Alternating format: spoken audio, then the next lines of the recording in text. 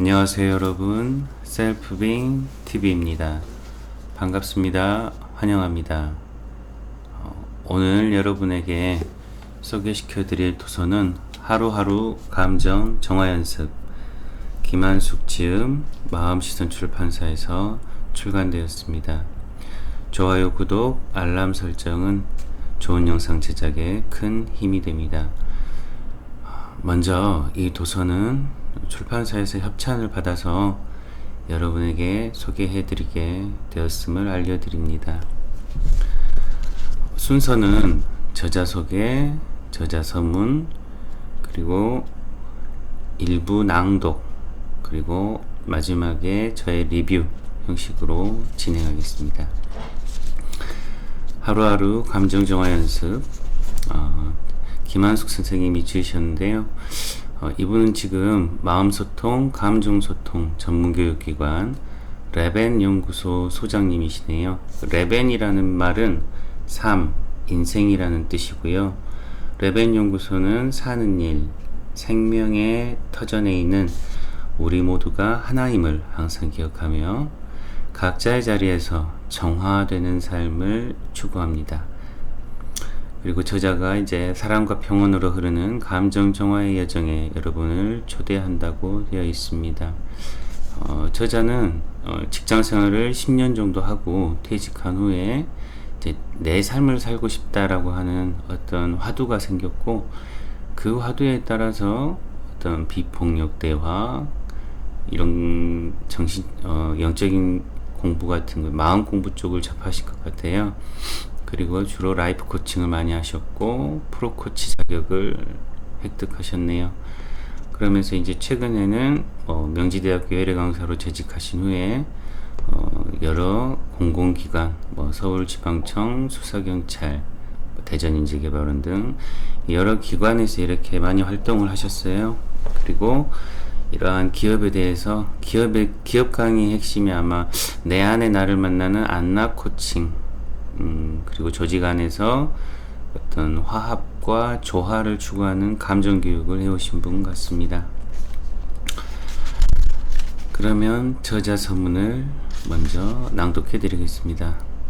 들어가며 정화되는 마음이란 내 안의 평온이 드러나는 흐름입니다. 감정 정화라는 말이 아직은 낯설다 해도 걱정할 필요는 없습니다. 책을 읽어 나가다 보면 감정에 관한 내용은 이해로 다가가는 것이 아님을 알게 될 것이기 때문입니다.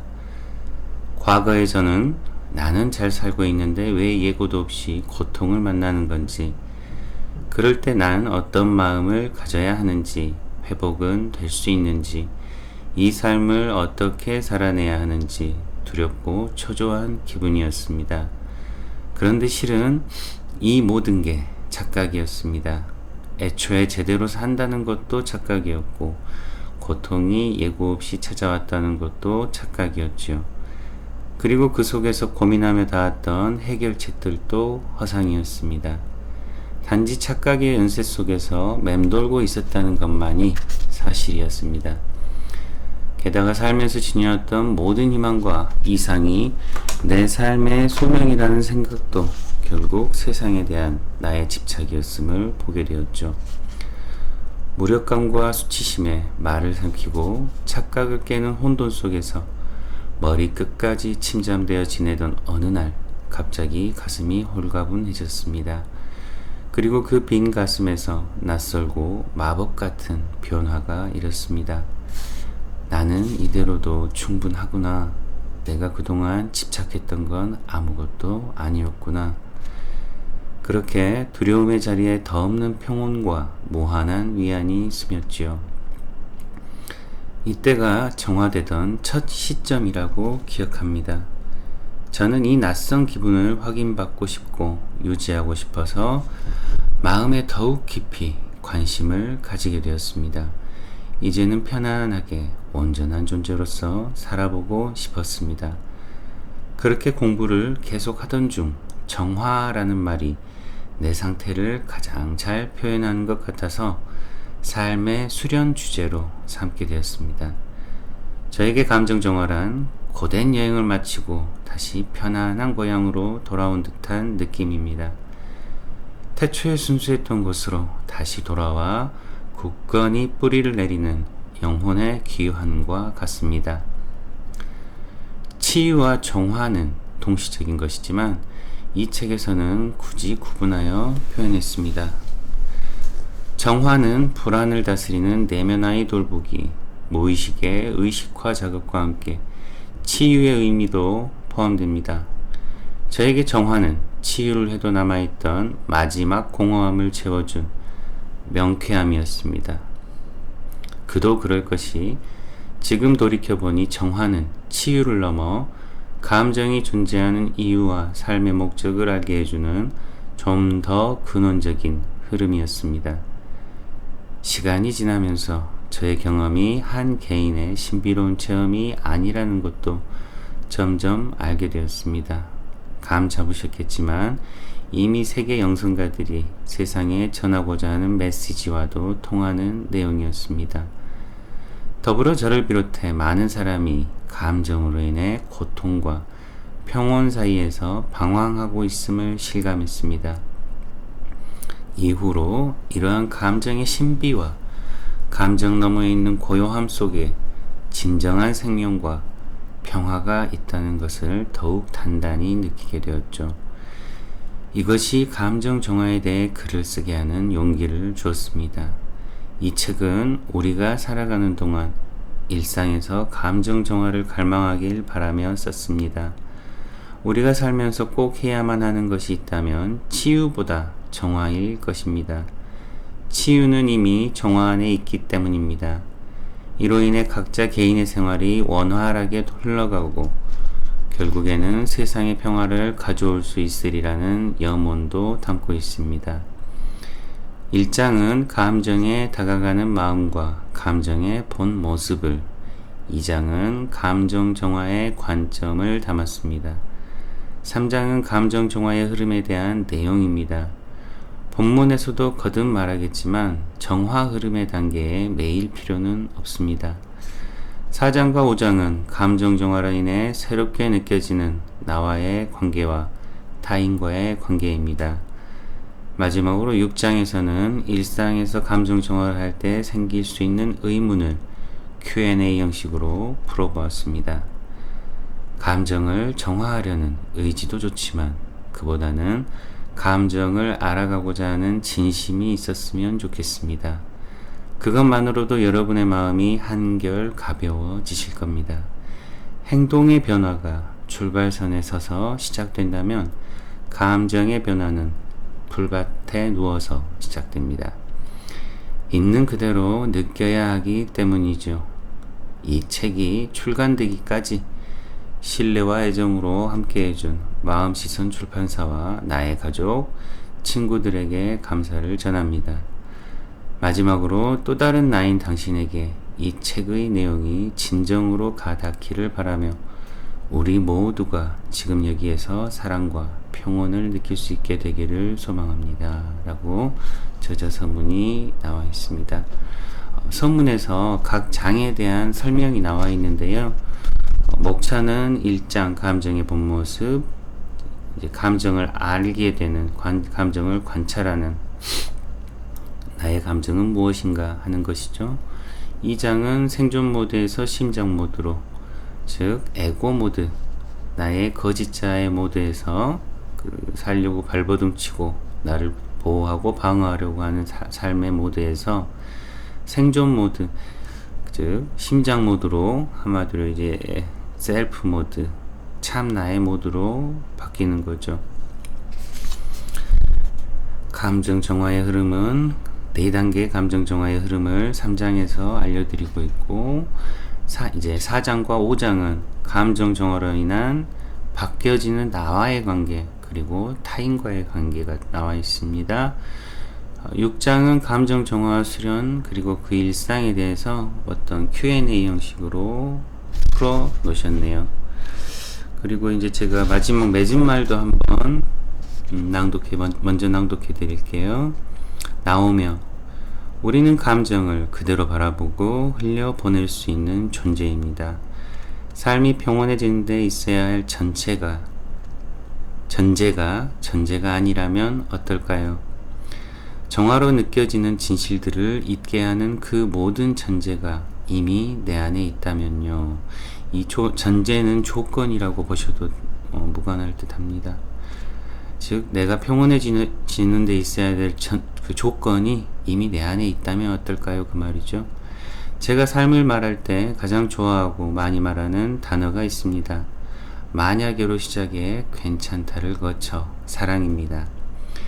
만약에 이미 모든 것이 내가 인간적으로 살아갈 만큼 제공되고 있다면, 만약에 죽음 이후에도 모두 평화로운 곳으로 안내받는다면, 만약에 그곳에서 모두 만난다면, 만약에 나의 부모가 나를 조건 없이 사랑한다면, 만약에 우리가 감사에 대한 순수한 갈망을 가진다면, 만약에 모든 것이 가능하여 안정과 풍요로움을 충분히 느낄 수 있다면, 나가 우리로 느껴지고 세상 저편의 아픔이 느껴지고 각자가 신성의 지혜로 연결된다면, 이런 모든 전제가 만약이 아니라 실제라면 어떨까요? 그래서 나는 이미 사랑받아 왔으며 지금도 사랑을 받고 있고 앞으로도 사랑받을 존재라고 한다면요. 지금의 나 자체로 온전히 사랑받는 존재라고 말이죠. 보이지 않는 세상의 모든 희노애락이 내 안에 들어있음을 느낄 수 있을 겁니다. 그와 동시에 나는 지금 그대로 괜찮다는 생각과 함께 깊고 고요한 안정감을 느끼게 될 거예요. 그로 인해 외부의 모든 것에 대해서 포용과 용서의 마음이 생깁니다. 그곳에 나를 가만히 놓아둡니다. 이때 우리는 나도 모르는 사이에 사랑 속에 존재하게 됩니다. 우리는 모두 소울과 몸을 지니고 지구 현실에서 살고 날마다 반복적인 일상을 지냅니다. 스스로 괜찮다는 마음은 오늘 하루를 살만하다고 느끼게 하죠. 그리고 타인뿐 아니라 자신에 대한 어떤 평가도 무색하게 합니다. 이미 내가 온전한 상태로 차 있기 때문입니다. 내 안에 불평, 시기, 미움 대신 소울이 내뿜는 감사, 응원, 사랑이 가득합니다. 그런 사랑 속에서 우리는 존재로서 서로에게 충분히 표현할 수 있습니다. 감사합니다. 사랑합니다. 무엇 때문에 사랑의 표현을 아껴야 할까요? 모두가 각자 자신의 자리에서 감정 정화로 모이면 넓고 넓은 푸른 바다로 일렁이며 하나가 됩니다. 그리고 그 하나가 우리 모든 존재라는 믿음으로 찬연한 내가 될 것입니다. 읽어주셔서 감사합니다. 그리고 사랑합니다. 이 저자 서문과 맺은 말을 제가 읽어드리면서 많은 이게 분리성을 넘어서 전체성으로라고 하는 하나의 영성의 핵심 화두죠. 그 화두가 이 책 안에 지금 들어있다라고 보이시면 좋겠습니다.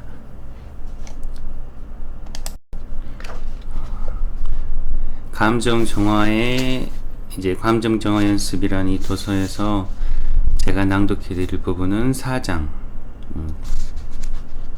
3장이네요. 감정 정화의 흐름, 핵심 내용이라고 생각해서 이 부분을 낭독해 드립니다.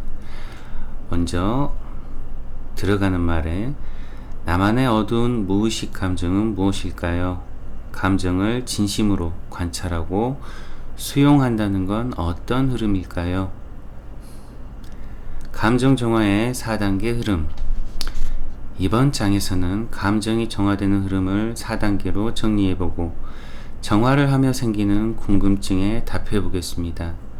정화에는 이미 불순하거나 더러운 것을 깨끗하게 한다는 의미가 있으므로 우선 나의 마음에 어두운 무의식의 감정이 있음을 인정하면서 시작될 겁니다. 유연하게 표현하자면 감정 정화는 내 안에 사랑이 드러나는 흐름입니다. 내 안의 아픔과 슬픔이 차가운 얼음처럼 소울을 덮고 있는 모습을 떠올려 보세요. 이러한 마음 상태로 외부와 소통을 하면 내 안의 차가움이 상대방에게도 전해집니다.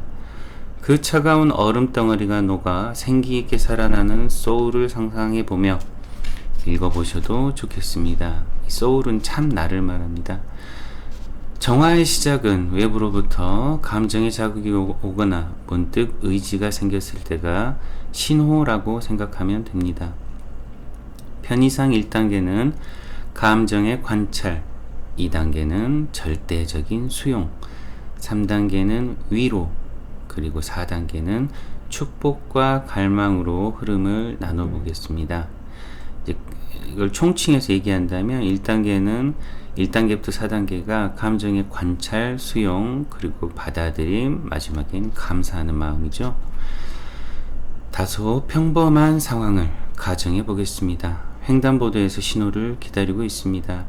잠시 가방 속 물건을 찾는 사이에 초록불로 바뀌었고 나는 그것을 모르고 여전히 서서 가방을 뒤적이고 있습니다. 그 사이 뒤에 사람이 나를 밀치고 지나가며 짜증스럽다는 듯이 이렇게 말합니다. 신호를 똑바로 보고 있어야지 뭐 하는 거야? 자기만 사는 세상인 줄 아나? 이에 우리는 어떨까요? 뭐 저런 사람이 다 있어? 짜증나 라는 생각을 하고 걷는 동안에도 몇 차례 그 말과 태도가 떠올라 기분이 나쁠 겁니다. 에이, 세상에 별 사람이 다 있네. 조금 늦게 걷는다고 세상이 무너지나? 하고 감정이 이어지거나 재수없다고 생각하고 있자. 저런 인간은 조심해야 돼. 라고 회피의 마무리를 지을 수도 있습니다. 이것을 감정 정화 단계로 보겠습니다. 잠들기 전 하루를 돌아보는 때 낮에 있었던 이 일이 다시 떠올랐다고 해볼게요. 다시 생각해도 역시 재수없는 사람이야 라고 마음이 요동쳐서 흠씬 욕을 했다면 여기서 마칠 것인지 오늘 나의 마음에 관심을 가져볼 것인지 가늠해 봅니다. 평온으로 흐르는 정화의 마음을 가져보고 싶다면 내 마음을 정화할 수 있는 허용이 주어져서 감사하네 라며 그런 자신을 먼저 감사히 여겨줍니다. 1단계 감정의 관찰. 뭐 저런 사람이 다 있어? 짜증나. 에이, 세상에 별 사람이 다 있네. 조금 늦게 걷는다고 세상이 무너지나. 재수없다고 생각하고 있자. 저런 인간은 조심해야 돼. 라는 생각을 했었네. 또 이후에도 밀려들었던 황당하고 밉고 화가 났던 감정을 그대로 봐줍니다. 내가 밀쳐지면서 그런 말을 들었을 때 황당하고 화가 났었구나 하고 말이죠. 더 많은 생각과 감정이 있는지 그대로 느껴보면서 글로 적어봐도 좋습니다. 2단계 절대적인 수용. 다음으로 그러한 상황과 생각과 감정들이 내 무의식 속에 있는지 탐색해 봅니다. 이를 돕는 몇 가지 질문이 있습니다. 이 질문들에 답해보며 수용할 수 있는 기회를 가져봅니다. 나의 과거에 어떤 비슷한 에피소드가 있었나? 오늘 들었던 마음이 나한테도 있는 건가? 나의 어떤 마음이 내 현실에서 보인 건지 명확한 단어로 정리해볼까? 비슷한 과거 일이 떠오를 수 있습니다. 그 과거를 들여다볼 마음이 들지 않는다면 마음이 허락할 때 떠올려 보면 됩니다. 급할 건 아무것도 없습니다. 내가 평온의 마음으로 가고 싶은 갈망만이 중요할 뿐이죠. 과거의 일을 떠올려 봅니다. 나도 그랬던 적이 있었네. 몇 해 전 급하게 병원에 가는 길이었지. 아주머니들이 서로 이야기를 하며 천천히 걸어가느라 내 앞길을 막고 있었어. 그때 화가 치밀었지. 한쪽으로 비켜서 좀 걷지. 꼭 급할 땐 이런 장애물을 만난다고 못마땅하게 여겼어. 이 길 전세 냈어요? 왜 이렇게 몰려다니면서 길을 막고 있는 거예요? 라는 생각이 들었어. 그때 퉁명스럽게 좀 비켜주세요 라고 말하면서 그들을 앞질러 갔지. 그런데 여전히 그들은 내 뒤에서 즐겁게 이야기하며 느긋했어. 나는 병원에 있을 엄마에 대한 걱정으로 가득했는데 말이야. 진짜 별 사람들이 다 신경을 거슬리게 했어. 지금 생각해도 그때의 나는 그럴 수밖에 없었어. 자, 여기서 머무르며 그때의 나를 느껴봅니다. 어쩌면 이런 생각이 들 수도 있습니다. 나의 예전 일과 오늘 횡단보도에서의 일은 다르지. 비슷한 상황이 떠올랐다고 해서 내가 꼭 이해를 해야 하나? 낮에 그 사람은 나와는 다르게 교양이 없었다고. 나는 그렇게까지는 안 했지. 이런 생각이 들었다면 이 생각을 알아차려주고 다시 자아의 침대에 잠시 눕혀둔 뒤 오로지 나를 보는 것에 머뭅니다. 이 저자 김한숙 선생님 같은 경우는 이 포커스 브레이크, 즉 초점의 그 부정적인 상황에 대한 초점을 멈추고 초점을 이동하는 방법을 자아의 침대라는 표현을 써서요. 그 부정적 감정을 잠시 자아의 침대에 눕혀둔 뒤 초점 이동을 하는 방식을 적용하신 것 같습니다. 나를 밀치며 황당한 말을 했던 그 사람과 교차되는 지점인 과거의 내가 아주머니들을 지나가며 퉁명스럽게 말했던 나의 모습에서 머뭅니다. 더 화가 날 수도 있고 내가 그리 불친절한 사람은 아니라고 해명하고 싶을 수도 있고 살다 보면 생길 수 있는 일이라며 대수롭지 않은 듯 피하고 싶을 수도 있습니다. 이 모든 내 감정과 생각들이 나의 마음임을 전체성으로 받아들여 보며 당시에 그럴 수밖에 없었던 자신을 보호하듯이 받아들여 봅니다. 이게 수용입니다. 3단계 위로. 진정으로 받아들여지면 그럴 수밖에 없었던 그때의 나의 내면 아이를 좀 더 관심 있게 바라보게 됩니다. 그때 어떤 신경이었는지, 어떤 모습인지 말이죠. 위로의 마음은 억지로 되지 않습니다. 그때의 나를 충분히 바라보며 다가가 말을 걸어볼까요? 어떤 말을 해주고 싶으신가요? 그때 너는 걱정이 컸을 것 같아. 엄마가 병원에 있다는 소식을 듣고 얼마나 놀랐을까? 표정은 어두웠고 마음은 초조했지. 엄마 곁에 한시라도 빨리 가서 손을 잡아드리고 싶었으니까. 게다가 다른 사람들이 한가롭게 웃는 모습을 보니 너의 상황과 비교되어 서글픔이 올라왔겠지. 심지어 길까지 막고 서 있으니 화가 치밀었고 눈물을 머금고 애타는 마음으로 걷고 있네. 참 힘들었겠다. 세상에 내 편이 없는 듯 했을 거야. 이렇게 위로하며 다가가 손을 잡아줄 수 있겠죠. 같이 팔짱을 끼고 걸어보거나 눈을 마주하며 마음을 헤아려 봅니다. 그 뒤로 한결 가벼워지고 부드러워진 마음 안에서 희망의 빛도 살아납니다. 이때의 감정을 충분히 느껴봅니다. 여기까지 오셨다면 마지막으로 중요한 것이 있습니다. 여기까지 오는 중에 내게도 잘못이 있었네. 길을 비켜달라고 친절히 말할 수도 있었는데 말이야 라는 마음이 잠깐이라도 떠올랐나요? 혹은 나의 과거의 태도에 대해 조금이라도 반성하거나 돌아보는 마음이 있었나요? 만약에 남편, 아내, 자녀, 친구와 다투고 난 뒤 나의 감정을 돌아보고 있다면 이때 나도 잘한 게 없지, 잘못했네 라는 마음이 들었는지를 묻는 겁니다. 그리고 다시 현실의 그 사람들을 보며 내 마음에 미세하게 흘려드는 온유함을 느낄 수 있을까요? 남 탓만 하는 것이 아니라 나의 탓에도 머물 수 있는지 말입니다. 이런 마음은 선의 깊고 깊은 고심점이기에 중요합니다. 이 부분 잠깐 말씀드릴게요. 김한숙 선생님은 참나의 그 기준이 이제 선으로 판단하고 선으로 행동한다라고 합니다. 그 선, 우리가 이야기하는 그런 선도에서 말하는 선입니다. 그만큼 중요하여 강조는 하지만 진심의 뉘우침은 강요로 될 수 있는 게 아닙니다. 나의 모습이 절대적으로 수용될 때 동시에 솟는 마음입니다. 상대와의 관계를 진정으로 바꾸고 싶다면 상대가 아닌 나의 내면의 흐름을 바꿔야 합니다. 이는 심리적 지식이 아니라 온전한 내 소울로만 가능한 일입니다. 4단계 축복과 갈망. 이렇게 충분한 위로를 받으며 온유한 마음이 되었을 때 다시 현재에서 오늘 횡단보도에서 있었던 일을 바라봅니다.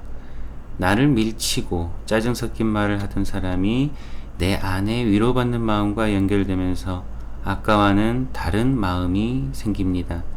그리고 그 사람도 예전의 나처럼 힘들었을 수 있었겠다. 충분히 그럴 수 있었겠어. 앞으로 좋은 일들이 가득하시길 이라며 잘 보내주는 마음으로 흐를 수 있습니다. 잠시 숨을 고르고 그런 내 마음을 느껴봅니다. 한결 가벼워지고 자유로운 느낌이 듭니다. 이 부분은 잠시 말씀드리자면 불교 명상에서 자해 명상하고 비슷하죠. 나에게 자해를 보내고 그 자해를 타인에게 온 세상으로 넓혀가는 것. 그럴수록 나의 사랑이 커지고 나의 자유가 커진다는 거죠.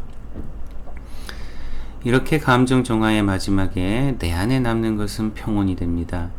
밝고 환한 감정으로 감사, 기쁨, 축복의 상태로 느껴지면서 낯빛도 밝아집니다.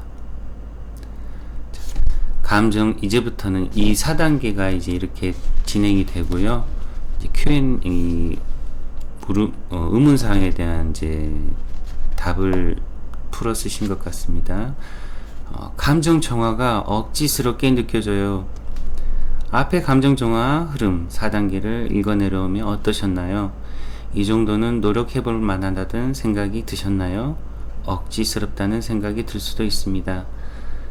받아들여지지 않는 곳이 있었다면 또 그곳에 머물러서 그 마음을 충분히 알아주면 됩니다. 그러면 자연히 다음 흐름으로 갈 테니까요. 왜 내가 고요해져야 하는지, 왜 나의 아픈 모습을 되짚어 보아야 하는지, 왜 그 아픈 내면을 끌어안아야 하는지, 그래서 왜 지금의 당신에게 사랑의 마음만을 남기게 해야 하는지 마음이 요동칠지도 모릅니다. 우리의 에고는 복수해주고 싶고 대상에게 반응하고 싶어 하기 때문이죠. 아마 정화의 방법을 알고자 하는 독자들이라면 더욱 그럴 겁니다. 이는 자연스러운 흐름이니 궁금해하는 자신을 부족하게 여기지 않아도 됩니다. 그런 요란한 마음을 알아주면 되겠죠. 그리고 지금의 마음을 느끼려는데 더 주의를 기울여 보세요. 우리가 에고를 이렇게 잠잠하게 하는 방법은 그 에고를 수용해주고 허용해주고 안아주면 된다고 하는데 참 어렵습니다. 근데 이렇게 이제 그런 요란한 마음을 알아주면 또 조용해진다고 하죠. 무의식의 감정을 정화하는 흐름은 자아의 겹을 벗겨내면서 그 밑으로 잔잔히 흐르던 참 나가 드러나는 일입니다. 인간은 모두 소울을 지녔죠. 정화의 단계는 소울의 속성대로 진화하기 위한 여정을 돕는 차원에서 소개하는 것이지 절대적이진 않습니다.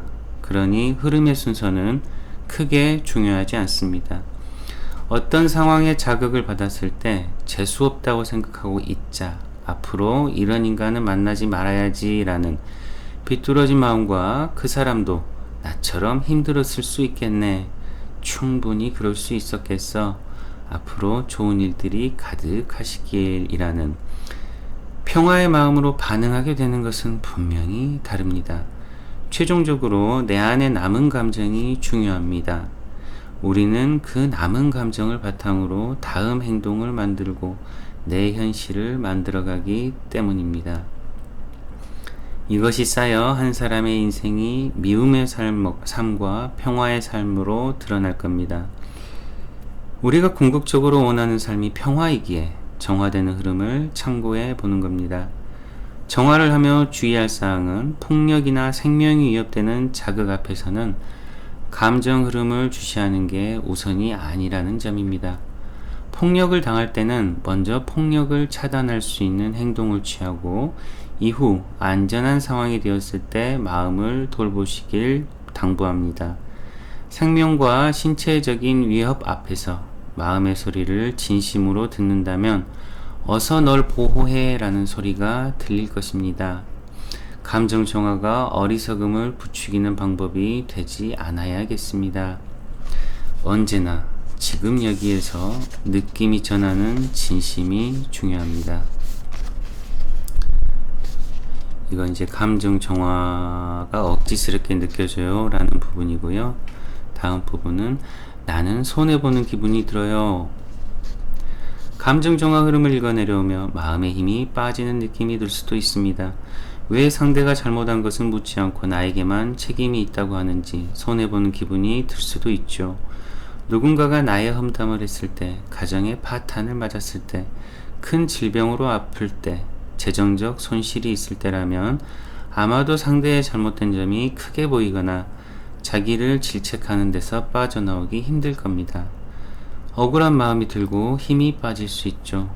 이때 다시 기억해야 할 것이 있습니다. 평온하고자 갈망을 품었다면 오로지 나만을 보는 것이 중요하다는 점입니다. 내 탓을 하라는 것이 아닙니다. 내가 부족했고 내가 잘했더라면 이런 일은 없었을 텐데 라는 식으로 자책하는 차원에서 이해하지 않아야 하겠습니다.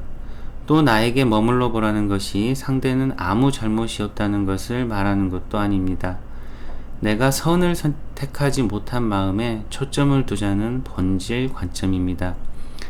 삶의 큰 문제일수록 필요한 마음입니다. 그러니 나를 본다는 것은 손해가 아니라 오히려 반대의 의미입니다. 나의 아픔, 내 안의 차가운 마음부터 돌보자는 의미입니다. 길거리에서 무례한 행동을 당했을 때, 나를 험담하는 말을 들었을 때, 혹독한 평가를 받았을 때, 큰 손실로 난관에 빠졌을 때 나는 어떤지를 보자는 겁니다. 당신 탓이란 이유를 아무리 설득력 있게 말한다 해도 상대방은 자기 잘못이 아니라고 반박할 겁니다. 위협을 느낄수록 자신을 보호하기 위해서 더 크고 세게 반론하겠죠. 당연한 흐름입니다. 이렇게 더 깊은 갈등의 골로 빠지면 그만큼 나는 더 지치고 흐트러지게 됩니다. 여전히 화가 나고 억울하고 아플 겁니다. 그런 나를 먼저 돌보고 안아주자는 의미입니다. 더불어 그 안에 선을 택하지 못한 나의 어떤 마음이 있었는지 머물러 보는 겁니다. 이것은 내면이 외부의 현실을 움직이기 때문입니다. 이 부분에서 제가 잠시 말씀드릴 게 있는데요. 틱나탄 스님이 이제 화앵거라는 책에서 이렇게 말씀을 하시더라고요. 불교적으로 봤을 때는 어떤 부정적인 감정은 다 화라고 하는 하나의 단어로 표현합니다. 그런데 이 화가 예를 들어서 약간 이제 내가 어떤 손해를 봤다 그래서 내가 어떤 나쁜 내가 자극을 받았는데 그 자극을 느꼈던 대상에게 찾아가서 그것을 그대로 돌려줘야지 하는 그것이 어떤 마음이냐면 그 화라는 책에서는 내 집에 불이 났는데 다른 집에 가서 그 불의 원인을 찾고 있는 겁니다. 그 사이에 내 집은 다 타버리겠죠. 그래서 일단 내 집을 먼저 불을 끄는 것이 중요하다. 그래서 이게 이제 나를 돌아보는 게 먼저라고 하는 이 저자의 말씀하고 일맥상통하고요. 또 이제 불교에서 이런 우화가 있죠. 이제 붓다가 깨달음 이후에 이렇게 탁발을 하러 갔을 때 어떤 집에서 아주 안 좋은 음식을 주면서 야 이거라도 먹어라. 혹은 어떤 집에서는 뭐 한다고 이렇게 거렁뱅이 같이 일도 안 하고 걸식을 하고 다니요. 이러면 이제 붓다가 빙그레 웃고 서 있습니다. 이제 상대방이 내가 이렇게 말하는데 넌 왜 화도 안 내고 웃기만 하는 거야? 그러면 그때 이제 붓다가 이런 이야기를 하죠. 당신이 나에게 어떤 음식을 줬는데 내가 그걸 받지 않는다면 그건 누구 것일까요? 라고 물었습니다. 그 일화와 또 일맥상통하죠. 다음으로 넘어갑니다. 나만 손해본다는 생각이 들어서 겉으로 큰 목소리를 내며 거칠게 행동해도 결핍된 감정은 여전히 내 안에 쌓여 있습니다. 자신에게 부족한 점이 있음을 감추기 위해 오히려 열등감을 드러내며 자격지심을 보이게 되죠. 외적으로 강하게 보이면 내가 이기는 것 같겠지만 이는 분명한 착각입니다. 한편으로는 겉으로 내는 큰 목소리는 진정으로 나를 위한 것이 아닙니다. 내면에 쌓인 결핍된 감정은 밖으로 새어나와 현실을 결핍된 방향으로 움직이게 됩니다. 과연 나에게 진정으로 중요한 것은 무엇일까요? 삶이 안내하는 길을 좀 더 신뢰하면 좋겠습니다. 삶은 언제나 우리가 생각하는 것보다 넓고 높게 바라보고 있으며 그로 인해 나를 진정으로 이로운 길로 안내하고 있기 때문입니다. 이 참 굉장한 신념이고 믿음인데요. 이 삶에 대한 긍정적인 단어가 이제 긍정적인이라는 단어가 생각이 나는데, 이 삶이 나를 항상 이로운 길로 안내한다. 이 우주는 계속 좋은 쪽으로 진화하고 있다라는 이 관점이 참 중요하다고 느껴집니다. 자, 마지막 외부의 잘잘못을 굳이 언급하지 않은 이유에 대해서는 5장에서 좀 더 설명하겠습니다. 그 전에 우리가 외부를 보는 습성이 있음을 다시 한번 알아차리고, 밖의 것을 바꾼다고 해서 나에게 좋은 것이 오는 것이 아님을 거듭 기억합시다. 손해보는 것 같은 마음에서 머물기보다는 이 자극으로 삶이 내게 주고자 하는 것을 알고 안내해 주려는 삶의 뜻을 따르는 게 평온의 길입니다. 일단 저는 발췌 낭독을 여기까지 하고 마치겠습니다. 이제 제가 이 도서에 대한 간단한 저의 생각이라고 하기보다는 제가 이제 다른 영성가들의 그런 관점들을, 일맥상통하는 부분들을 이해하실 수 있게 말씀을 좀 드리고 싶습니다. 이 감정 정화라는 표현이 제 채널에서 여러분들에게 소개시켜 드릴 때 에크하르트 톨레, 레스터 레븐슨, 마이클 브라운, 바이런 케이티, 데이비드 호킨스 박사님, 이런 분들 제가 도서들을 소개시켜 드렸죠. 그리고 요약 정리도 해 드렸고요. 제가 마지막에 이제 에크하르트 톨레나 어떤 분들 이렇게 마지막 영상에다가 이렇게 표시를 해 놓겠습니다. 들어가셔서 들어보시면 참 좋으실 것 같고요. 이제 각각의 분들의 저서를 간단하게 이 책의 맥락과 연관해서 말씀을 드리자면, 에크하르트 톨레에게 있어서 그 에크하르트 톨레 사상의 핵심은 제가 보기에는 이제 분리를 넘어 전체성으로 가는 것입니다. 분리를 넘어 전체성으로. 근데 이 분리가 왜 일어나느냐? 나의 생각과 감정과 내 생각이 나다, 내 감정이 나다라고 하는, 그렇게 빠져들었을 때, 동일화가 일어났을 때 나는 세상과 대상과 분리되게 되고, 그때 드는 감정이 두려움, 슬픔, 비탄, 무기력, 방어의식으로 똘똘 뭉치게 됩니다. 전투태세로 되는 거죠. 그런데 이제 내 생각과의 동일화를 깨는 방법이 현존, 그러니까 지금 여기로 나의 모든 의식을 집중하는 거죠. 에크하르트 톨레 선생님께서는 이렇게도 얘기를 하시죠. 왜 사람들이 그렇게 목숨 걸고 하는 익스트림 스포츠를 좋아하느냐, 또는 사막을 횡단하고 그 절벽을 오르고 그 위험한 요트 놀이를 하고 수상 스키를 타고 섹스를 하고 술을 그렇게 먹고, 왜 그런가? 그것이 이제 어떤 생각의 정지 상태가 그때 나타나기 때문이라고 하죠. 맛을 보기 때문에.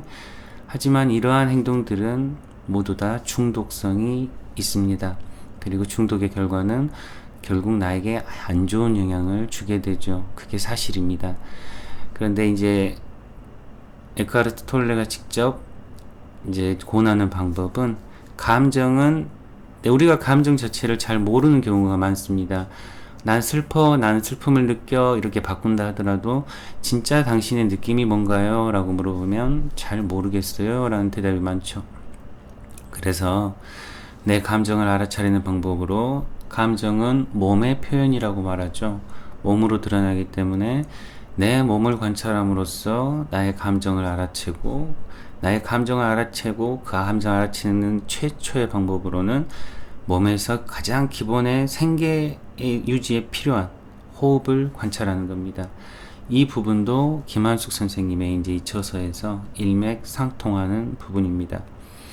그리고 또 에크하르트 톨레의 개념에는 고통체라는 게 있죠. 이 고통체가 이 김한숙 선생님 저서에서 감정이라는 것과 유사합니다. 고통체는 내가 어떤 트라우마처럼 가지고 있는 하나의 감정의 기억인데, 이 감정의 기억이 무의식 중에 깔아앉아 있다가 유사 상황이 나타나면 그 감정이 다시 재현되죠. 내가 스스로 재현하고 스스로 상처받습니다. 그런데 이게 이제 익숙함이라고 하는 거, 우리 뇌가 익숙한 걸 좋아하는 그런 것과 비슷하게 익숙한 상황을 만나면 다시 화를 내고 슬퍼하고 우울해합니다.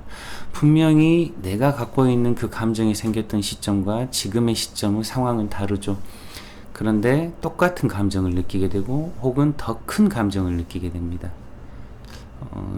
뉴스를 보시면 나의 감정의 그 기복을 금방 아실 수 있으실 거예요. 왜 내가 정치인들을 미워하고, 왜 내가 우크라이나 전쟁에 대해서 이렇게 광분하고, 왜 내가 일본에서 후쿠시마 원전 방류를 한다는데 이렇게 마음속에서 분노가 일어나는가.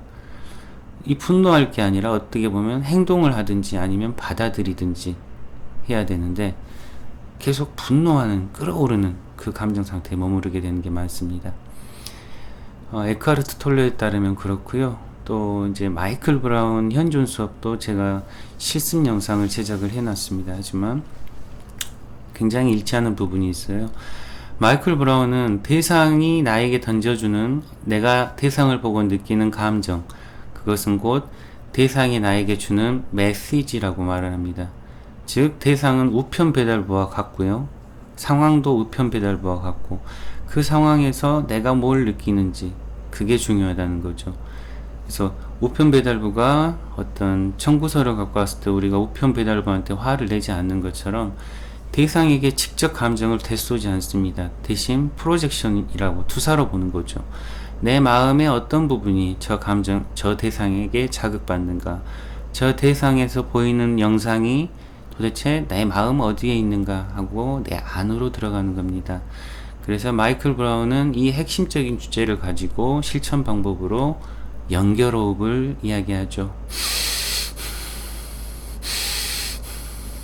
들숨과 날숨을 똑같이 해서 15분 정도 반복하면 가라앉는다고 합니다. 이게 마이클 브라운의 표현으로 가라앉아서 내면에 있는 그 감정이 떠오르고 그 감정을 내가 바라볼 수 있고 그걸 결국 이렇게 놓아줄 수 있는 거죠. 레스터 레븐슨 선생님 같은 경우는 이제 릴리징 테크닉이라고 해서, 레스터 레븐슨 선생님이 이제 그 극도의 이제 사망 선고를 받고 앉아서 꼬박 24시간 생각하기를 하면서 각성했던 부분이 두 가지가 있죠. 첫 번째, 나의 행복은 내가 사랑하는 양에 따라 결정된다. 따라서 나의 행복은 무한히 커질 수 있다. 근데 이제 이 사랑이라는 표현이 저희가 이제 어떤 드라마에서 말하는 애고적 사랑하고 비슷하게 인식이 되는 게 아니라, 저는 이제 이 사랑이라는 표현을 허용으로 바꿨습니다. 나의 행복은 내가 대상을 허용하는 만큼 커진다.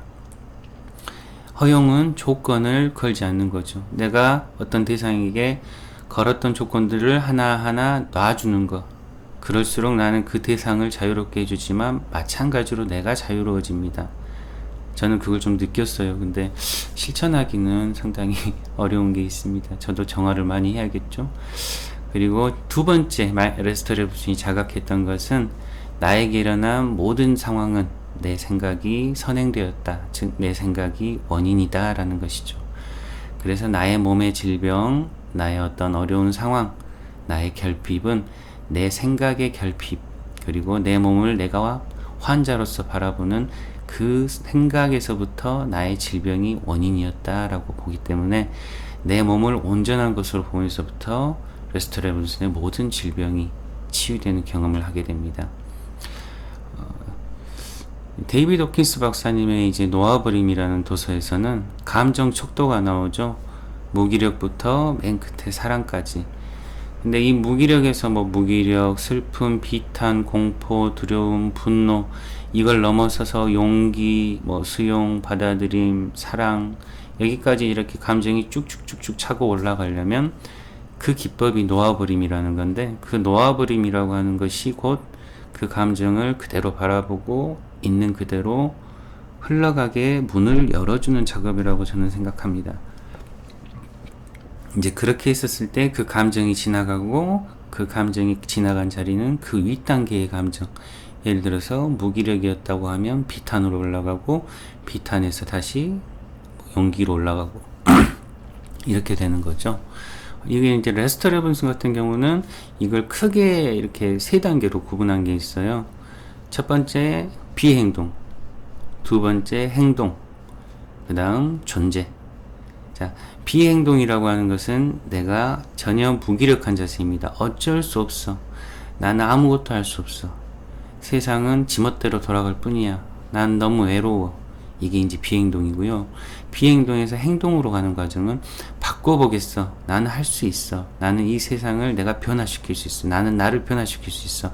즉 행동의 단계로 넘어가게 됩니다. 이때 이제 많은 부정적인 상황을 연출할 수도 있고 또는 내가 어떤 세상에 이바지할 수 있는 행동을 할 수도 있겠죠. 하지만 이 행동의 단계에서 다시 릴리징을 통해서 놓아버리면 이제 존재의 단계, 있는 그대로 모든 것이 완전하고 내 마음엔 평온만이 남게 되는 것입니다. 결국 그렇죠. 어떤 소리나 어떤 공간이 있건 어떤 상황이 연출되건 그 맨 뒤에 있는 것의 그 여백, 그 부분이 곧 나임을 알게 되고, 평온이라고 하는 아무것도 아님, 나 자신의 자아가 완전히 사라진 그 평온이라고 하는 곳에서부터 나의 자아도 만들어지고 나의 감정도 만들어지고 상황도 계속해서 변하면서 흘러간다는 것을 깨닫게 되는 것이 아마도 그 현존 체험이고 우리가 마지막에 도달할 평온 상태라고 생각합니다. 여기까지 제가 이제 도서 리뷰를 하면서 여러 가지 이제 이해를 돕는 차원에서 여러 영성가들의 그런 표현은 다르지만 다 같은 말을 하고 있죠. 이런 부분들 제가 간단하게 설명을 좀 해드렸습니다. 마지막으로 다시 한번 이런 좋은 도서를 출간해 주신 김한숙 선생님께 감사드리고, 또한 이 도서를 낭독과 리뷰로 소개하게 저에게 이렇게 협찬으로 도서를 보내주신 마음시선 출판사에 정말 감사를 드립니다. 좋은 도서는 여러분께서 꼭 구매하셔서 소장하시고, 그래서 그런 출판사가 계속해서 용기를 갖고 이런 도서들을 출간해 줄 수 있도록 힘을 모아주시기 바랍니다.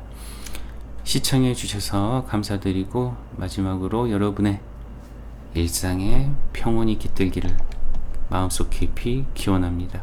감사합니다.